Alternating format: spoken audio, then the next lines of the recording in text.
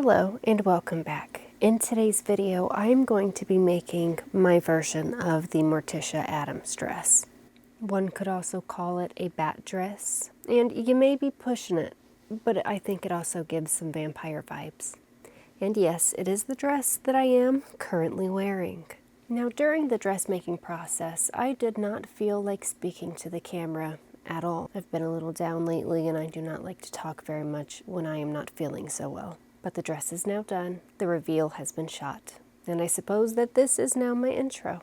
Now, I did intend on recording the entire process, patterning, making the digital file, and making the dress, but I am still getting used to the patterning process, including turning it into a digital file. But I got so wrapped up in making the pattern and checking measurements that I did not entirely record the process. I am going to work towards the future on doing that, show you how I digitize my patterns. But since that is not in today's video, why don't we just go ahead and move on to the dressmaking process. Once I had my pattern pieces drafted, I transferred that onto my fabric. The fabric that I am using is a black jersey knit fabric. I chose this fabric because, well, it was either jersey knit or velvet, and I didn't have enough velvet. I had enough of this jersey knit, so that is what I used.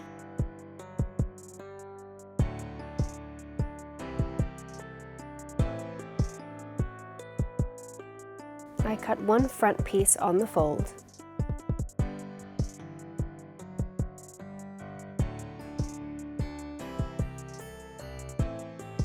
one back piece on the fold,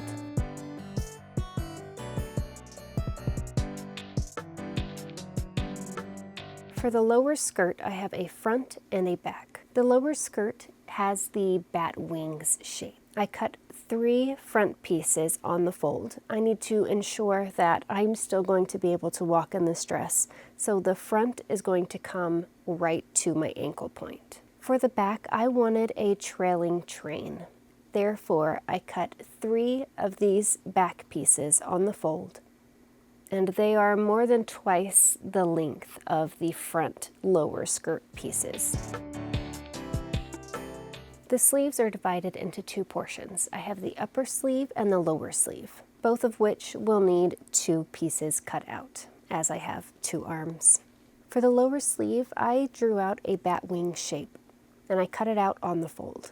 Now, to make sure that this is going to fit as the lower sleeve so I can put my noodles through it, I did need to cut a hole out, approximately 12 to 14 inches from the tip of the lower sleeve or wing. At this point, I don't exactly remember the length of the sleeve, but it will be in the digital pattern, which I will leave a link down below for.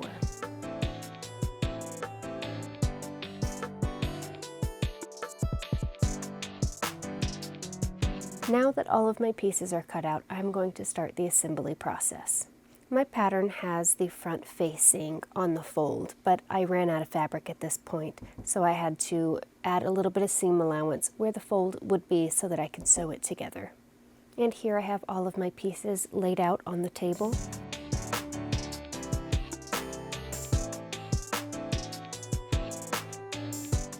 First, I am going to pin the facings to the front and the back of the dress.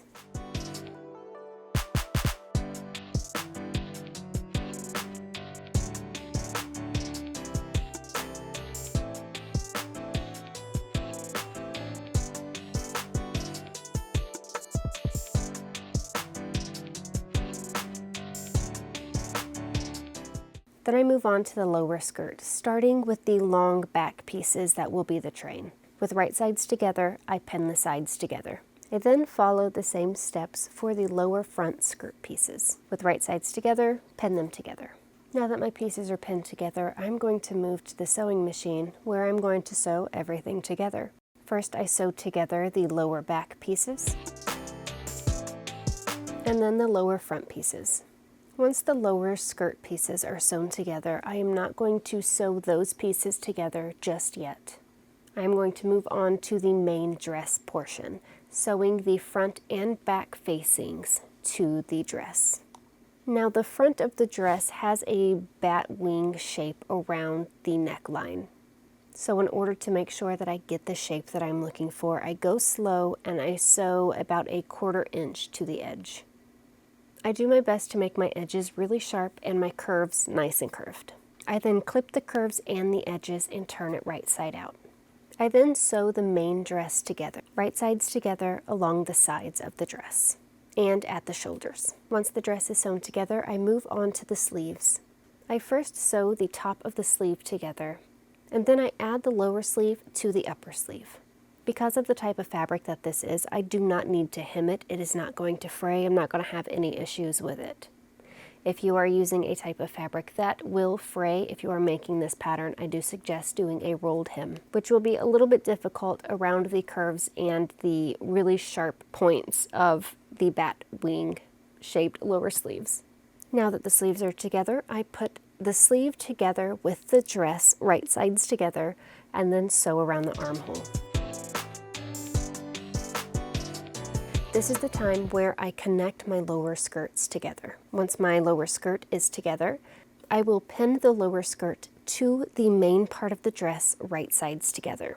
For me, I found it best to do it on my bed where it was up a little bit and I can easily reach it without having to crawl around on the ground, because lately that has been very hard for me. Now that the lower skirt is pinned to the main dress, all I need to do is sew it together and the dress will be done.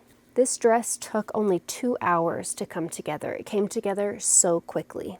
Now I didn't do any ironing because of the type of fabric that it is. It is a very forgiving, very stretchy fabric. And just like I did not need to hem the lower sleeve, I did not need to hem the lower skirt either.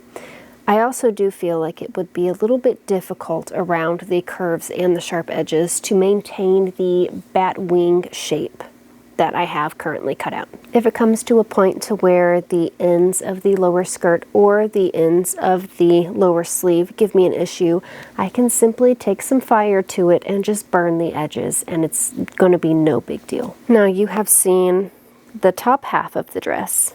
Are you ready to see the rest of the dress?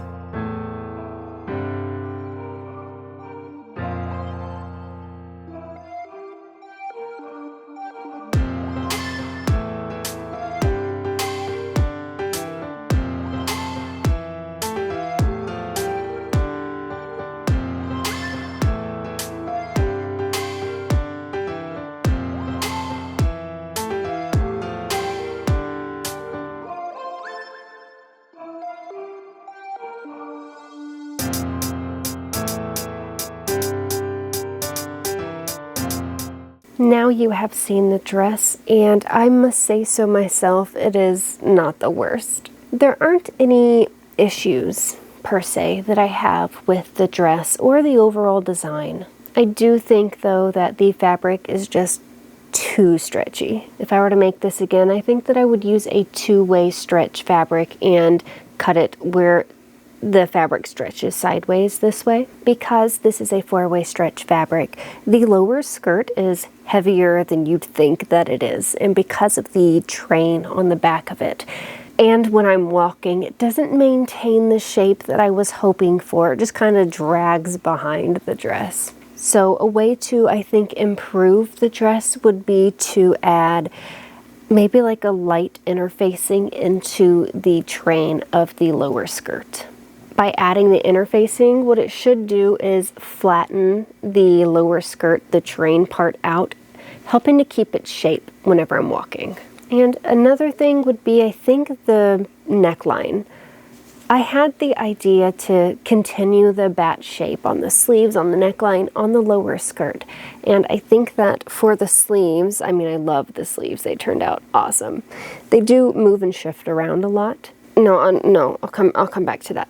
The neckline, I was keeping the bat theme going, and like I had the idea, I had the gist. I'm thinking it's the fabric. It wants to just pop forward, and it's really only this middle piece, just the middle bump hump point thing that's there. I think that with a piece of interfacing in between the front facing and the outer skirt, outer dress, I think that that would solve that issue. I do like the shape of it, though. Now for the sleeve. As I was saying, they shift, which is fine, but I think what I want to do is to make sure that they still line up the way they should, is if I were to sew just like a little elastic piece here that would act as a ring and like hang on to the ring finger, there would be no shifting of, oh, that's not right, there. Yeah, that one's it. There would be no shifting of the sleeve, therefore it would stay even. Not a big deal. When I raise my arms, they do what really long sleeves do. Pull down with gravity. I did not realize that my mic was off. I don't know for how long it's been off. So I'm assuming the audio before now is going to be not very good. Sorry for that. I don't remember what I was saying. I don't know where it was at, so just start over again after 5 minutes of yapping. Now, I did pair my dress with my velvet waist belt that I made. It is a corseted waist belt. I think that it fits the dress very well. Without it, I mean, it's fine. I really feel like the waist belt adds a little something and hides all of my body lines. I do absolutely love the sleeves. If I were to rate this dress, I think that I would give it a 6 out of 10. If the train did what it was supposed to do and like kept its shape, I would give it a 9 out of 10. If I had some interfacing to put here on the front, it would get a 10 out of 10. So I guess I just need to get some interfacing. It does fit the body well because of the type of fabric that it is. I do see every little line. I see my ribs and my belly button and my hip bones, which is why the waist belt works so very well. Does this dress read Morticia Addams? I mean, enough. Put some makeup with it. Got a lot of makeup on right now.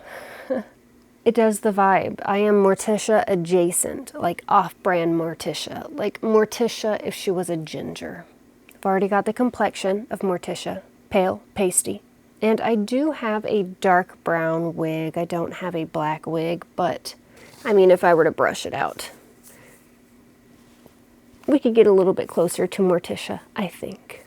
Now, I did make this dress to be versatile. I wanted to be able to wear it for multiple different costumes, style it in a way that it's more than just one thing. And I do think that I accomplished that. Now, I did have to do quite a bit of adjusting to my original pattern pieces that I made for this dress. I'm thinking that is because of the type of fabric. Again, it is very stretchy, and because of that, it is very forgiving. But also because of that, I had to make the overall pattern like 2 sizes smaller than my actual size because it stretches so much. So if you do choose to purchase this pattern off of Etsy, I will put a disclaimer here as well as in the pattern in the description saying that the dress size is going to be sized 2 sizes too small. You do need to use a very stretchy 4-way stretch fabric for this pattern. I recommend a jersey knit. Of course, there are other stretchy fabrics that will work. I do so believe. As long as it's 4-way stretch, it should do fine. So I'm going to go ahead and get started on that. Adjust my pattern pieces, get everything digitized. And I want to point out here at the very end, I'm almost done talking, I promise. Last week's video, I wanted to do something quick and easy, so I curled my hair. It took over 6 hours. I had over 6 hours of video footage. I kid you not. It took like 12 hours to edit the video. It was ridiculous. When I was like, I just want to do something easy, so I'll curl my hair. I don't know what I was thinking. It took me an hour to pattern and 2 hours to sew the dress together, including problem solving whenever the dress didn't quite fit like I thought that it would. I should have just made this dress last week. But that is all the yapping that I am going to do. I'm going to go ahead and end the video here. I want to thank you so much for hanging out with me today while I made this dress. Whatever I decide to call it, I don't know yet. By the time I post this video and the pattern, it'll have a name. If you liked today's video, please leave me a like. Leave me a comment down below. Let me know what of the video or the dress it is that you do like. If you're not already, consider subscribing. I post every Wednesday. And as we are into spooky season, the next few videos, at least the next 3 or 5, are going to be Halloween costume based. Although this could double as a Halloween costume or just everyday wear. It's the perfect Gothic style dress, if I do say so myself. And I know a thing or two about the Gothic fashion. Been there. Okay, I'm really done talking now. I'll see you next week. Bye.